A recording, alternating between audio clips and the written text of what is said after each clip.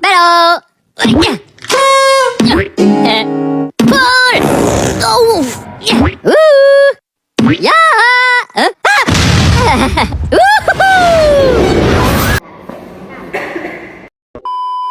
Gua kan bisa banget sih ini kayak rumah gadang. Assalamualaikum warahmatullahi wabarakatuh. Kami dari kelompok 1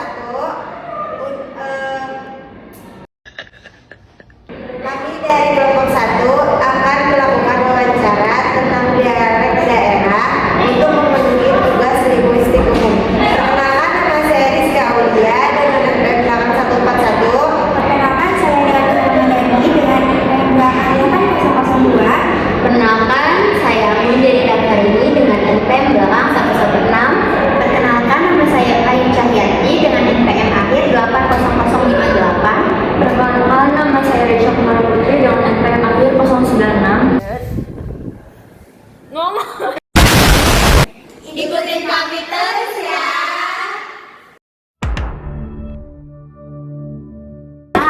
Sebenarnya perkenalkan, nama aku Mundari Dakarini. Aku mau wawancara ibu seputar kesehari-hari. Aku mau nanya nama ibu. Nama ibu Desi. Ibu pertama kali tinggal di sini, apakah ibu ada kendala? Ya, sejauh ini nggak ada kendala sih. Apakah waktu awal kesini ibu ada alergi air atau Enggak. cuaca gitu? Nggak ada, berarti bisa beradaptasi dengan Bisa baik. beradaptasi sama lingkungan, beradaptasi, tetangganya baik. Itu kan tergantung kita, kita baik, tetangga baik. Ya, Profesi ibu saat ini sebagai apa ya bu? di sini, Ya, di sini ibu ya pengelola kosan. kemudian daerah asal ibu, Ibu asalnya Sumatera Barat, oh berarti ibu campuran ya. bapaknya Betawi. Kalau daerah saat ini kita tahu di sini ya. Kemudian bahasa ibu, bahasa yang awal ibu gunakan atau yang ibu ketahui, Bahasa Indonesia, kalau ibu di sini sama anak bahasa Indonesia. apakah ada campuran bahasa? Jadi nggak ada campuran bahasa. Jadi- Karena anak ibu memang belajar bahasa Indonesia. Jadi pure bahasa Indonesia. Kemudian aku mau nanya, menurut ibu gimana sih cara kita membangun komunikasi yang baik untuk sehari-hari? Ya, kita membangun komunikasinya ya dengan beramah tamah, ya, bikin anak itu betah. Bagaimana cara supaya anak itu betah sama kita, ya kita harus ramah gitu. Kemudian aku mau nanya lagi, menurut ibu apakah kemampuan berbahasa itu sangat penting dalam kehidupan sehari-hari? Kalau ibu bahasa Indonesia ya penting, kan anak ibu kan nggak bisa bahasa daerah, jadi penting. Nah, jadi karena bahasa Indonesia sangat penting, jadi harus diajarkan. Gimana sih cara ibu membangun hubungan baik dengan orang lain? Ya itu tadi, saling pengertian, terus kita ya ramah, terus ya jangan sombong dan sebagainya. Kemudian bagaimana pandangan ibu terhadap bahasa daerah yang ada di Indonesia ini? Ya, orang bahasa daerah itu bermacam-macam, ya banyak seninya, ya kita harus memaklumin aja, ngikut di mana kita tinggal ya kita ngikutin lah bahasa dia, seenggaknya kita ngertiin lah. Jadi kalau misalnya ada yang berbahasa Sunda pun Ya ibu kita ya harus ngertiin gitu, memahami sedikit ya kita pelajarin gitu. Walaupun kita nggak ngerti, ya intinya ya ini aja lah. kemudian ada gak sih permasalahan atau tantangan dalam menghadapi bahasa sehari-hari gitu? Ya yang bahasa itu bahasa daerah ya, karena kita di sini nggak paham bahasa Jawa Barat ya, makanya orang yang berbahasa daerah itu paling kita bilang gini, bahasa Indonesia aja ya, kita nggak ngerti bahasa daerahnya, paling gitu, untuk supaya saling komunikasinya bisa nyambung gitu kan. Kemudian terakhir kali ya ibu, kan bahasa daerah itu banyak banget. apa saran dan harapan kedepannya untuk penutur bahasa-bahasa di Indonesia? Penutur bahasa di Indonesia. Penutur bahasa-bahasa Ya harus ada apapun. itu, Bahasa ada dia bisa ngertiin. Bama kita nggak ngerti bahasanya nih, dia bahasa daerah, habis itu dia artiin ke kita. Nah itu sih ada sarannya. Kalau soal bahasa masing-masing gitu udah menurut ibu ya bagus-bagus aja, unik aja. Baik, terima kasih Ibu. Iya. Sebelumnya. Halo, Anggun. Halo. Anggun. Ara, halo. Iya lupa. Halo. Isra. Jagoan. Hai.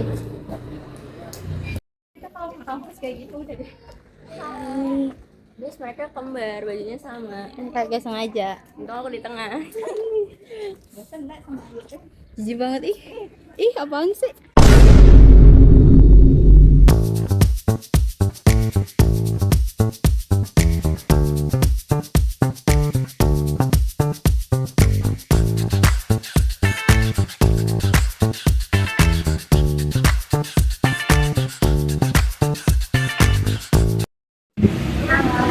Sekarang kita mau wawancara narasumber kedua. Assalamualaikum. Bapak Punten dari Maros. Wawancara Bapak sama tugas mata kuliah umum. Bapak kenapa? Maka Bapak profesinya sebagai kalau daerah asal Bapak sebelumnya Majalengka. Bapak sekarang kan tinggal di Karawang. Waktu Bapak kecil, Bapak biasa menggunakan bahasa apa ya? Sekarang di sini Bapak biasa menggunakan bahasa Sunda ya Bapak? Oh, jadi nyesuaiin aja ya Bapak. Menurut Bapak, kemampuan berbahasa sangat penting gitu buat ngadapin kayak pelanggan Bapak gitu atau Bapak waktu dari Majalengka ke sini ada gak sih Bapak ada tantangan gitu kayak alergi air atau udara gitu?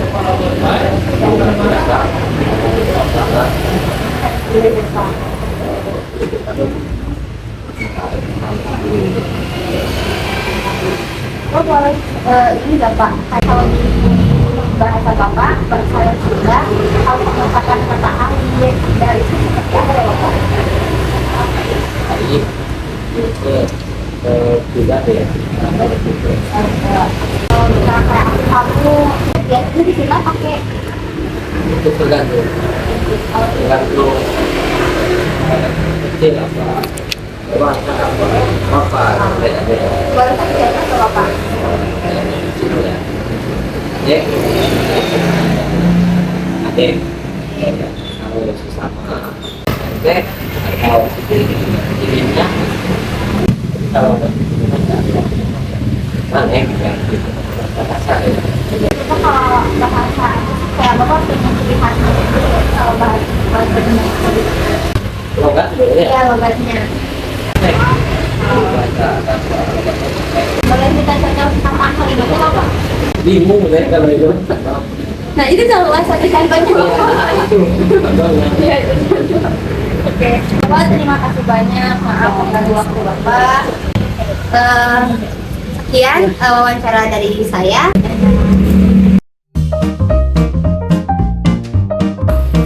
Halo, sekarang aku mau wawancara narasumber ketiga.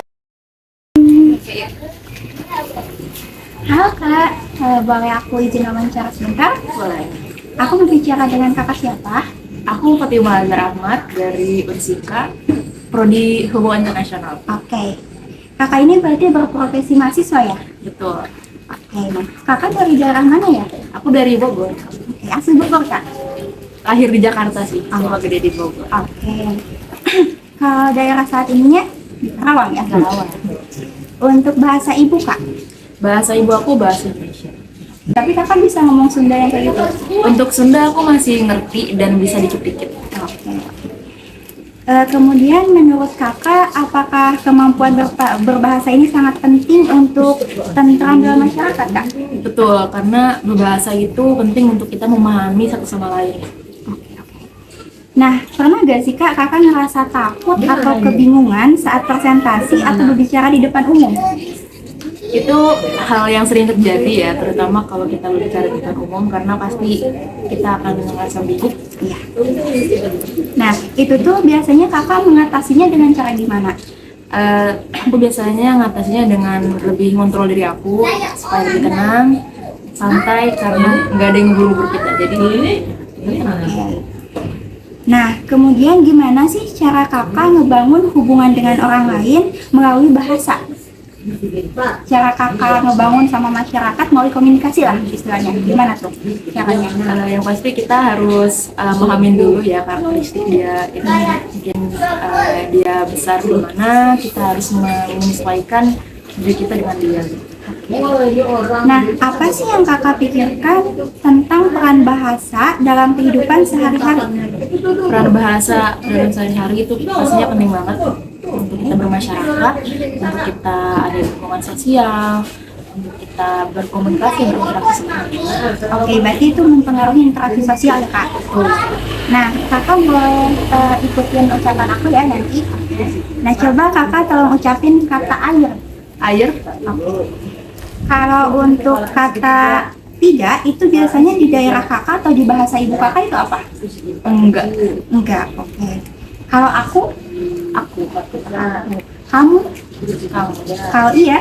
iya, Nah, coba kakak gunakan bahasa ibu juga dengan kalimat beli. beli, Tetap beli tetap berarti ya. beli, Kalau makan, tetap makan, melompat, lompat atau loncat sih, lompat atau loncat. Oke. Mobil-mobilan, mobil-mobilan, enggak? enggak, Berarti masih agak mirip-mirip ya. iya betul. Nah, bagaimana kakak ini memanggil diri kakak sendiri? Biasanya manggil dengan aku atau pakai nama sendiri. Oke. Apa yang membuat cara bicara kakak ini unik atau khas gitu?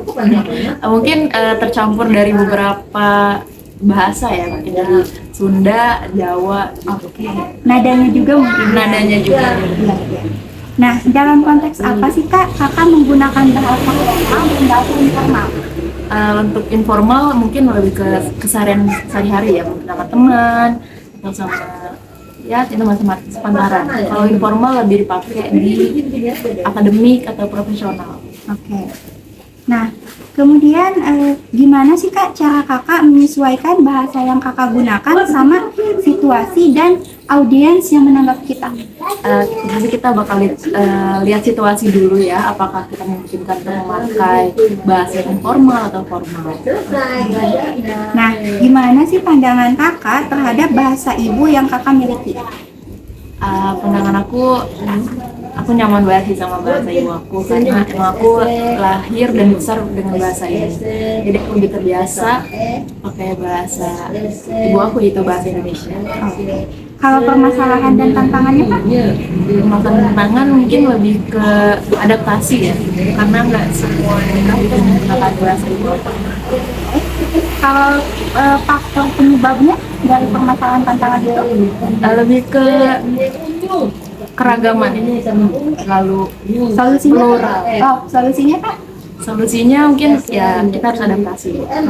Nah, apa sih kak saran dan harapan kedepannya buat penutur bahasa ibu yang kakak gunakan ini atau yang kakak miliki? Semoga lebih banyak orang atau mungkin populasi masyarakat yang bisa menggunakan bahasa Indonesia sebagai bahasa ibu. Senang berbicara dengan kakak, terima kasih atas waktunya, selamat siang kak. Kalau selanjutnya sekarang lanjut ke wawancara keempat. Baik ibu, sebelumnya perkenalkan nama saya Rachel Prasetya. Saya merupakan mahasiswa dari Universitas Semarang. Saya ingin mewawancari ibu mengenai bangsa dialek dan bahasa sehari-hari atau bahasa ibu. Kira saya boleh tahu nama ibu siapa? Ibu berprofesi sebagai pendidik olahraga. Untuk daerah saat ini tinggal sekarang. Untuk bahasa ibu atau bahasa yang pertama kali diajarkan orang tua ibu itu bahasa apa? Bahasa Sunda. Untuk bahasa sehari-hari apakah ibu menggunakan bahasa Sunda, Indonesia atau Madura? Jadi kalau di sini yang dagangnya bahasa Indonesia sih. Ya. Kalau Sunda nggak bisa kan, belum bisa. Baik. Menurut Ibu, apakah kemampuan berbahasa sangat penting untuk hidup tentram dalam bermasyarakat? Pentingnya karena apa? Mengapa? Ya kalau aku di sini kan istilahnya orang perantau, kadang kan kalau di kampung itu hari-hari kan pokoknya kan ketemu Madura hari-harinya. Pernah nggak Ibu merasa takut atau kebingungan saat berbicara di depan umum? Sebenarnya enggak sih. Baik. Bagaimana Ibu membangun hubungan dengan orang lain melalui bahasa? Biasa-biasa aja. Saya mau minta Ibu untuk mengikuti kata-kata saya, tapi menggunakan bahasa daerah Ibu sendiri. Ayah. Ya kalau air sama aja air. Aku. Oke. Kamu. Kamu. Iya. Iya. Untuk ucapan kata tidak itu dalam bahasa daerah Ibu. Iya. Bagaimana pandangan Ibu terhadap bahasa Ibu yang Ibu miliki? Bisa enak lah gitu aja. Yang terakhir Ibu, saran dan harapan kedepannya untuk penutur bahasa Ibu yang Ibu miliki menjadi lebih baik dan Yang lebih baik sih ya kalau di sini kan cuma merantau gitu mah. Kalau ya di sana yang lebih baik. Ibunya terima kasih sudah menjawab wawancara saya.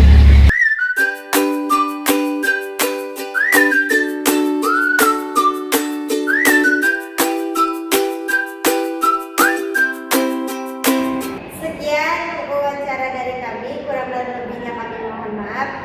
Wassalamualaikum warahmatullahi wabarakatuh. Bye-bye. Berdasarkan hasil penelitian, dapat disimpulkan bahwa bahasa ibu berperan sebagai identitas linguistik utama bagi narasumber. Ciri-cirinya itu seperti intonasi, pelafalan, dan kosakata secara konsisten mencerminkan asal suku, meskipun narasumber berinteraksi dengan penutur dari suku lain di Karawang. Selain bahasa ibu, profesi dan lingkungan sosial juga berperan dalam mempengaruhi gaya berbahasa. Narasumber menyesuaikan penggunaan kosakata dan bahasa sesuai dengan situasi, seperti menggunakan istilah khusus berkaitan dengan pekerjaan atau menyesuaikan bahasa dengan lawan bicara untuk mempermudah interaksi dan membangun kedekatan sosial. Dengan demikian, bahasa ibu berfungsi sebagai fondasi komunikasi, sedangkan faktor sosial dan profesional membentuk dinamika bahasa yang adaptif dan kontekstual.